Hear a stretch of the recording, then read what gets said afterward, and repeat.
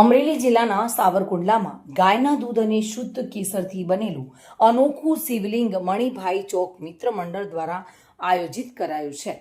સાવરકુંડલાના મણિભાઈ ચોક મિત્ર મંડળ દ્વારા દર વર્ષની જેમ આ વર્ષે પણ અનોખા આયોજન કરવામાં આવ્યા છે. નવરાત્રિના પાવન પર્વ નિમિત્તે આ મંડળ દ્વારા આકર્ષક અને આબેહૂબ શ્રી મહાકાળી માતાજીની ભવ્ય મૂર્તિનું નિર્માણ કરવામાં આવ્યું હતું, જેના દર્શન માટે હજારો શ્રદ્ધાળુઓ ઉમટી પડ્યા હતા અને દર્શનનો લાભ લીધો હતો.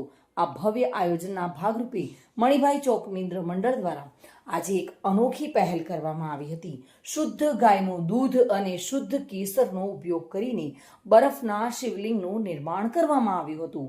આ અદ્ભુત અને મનમોહક શિવલિંગના દર્શન કરવા માટે પણ હજારો લોકોની ભીડ જામી હતી અને દરેક ભક્તોએ દર્શન કરીને ધન્યતા અનુભવી હતી.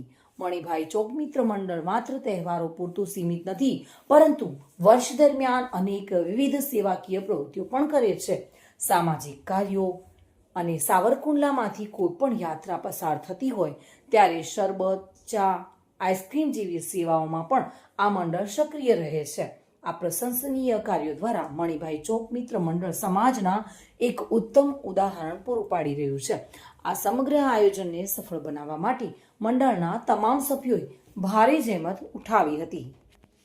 મણિભાઈ ચોકમાં આજે ખૂબ જ સુંદર મજાની એવી મૂર્તિ મહાકાળી માની આપ જોઈ શકો છો.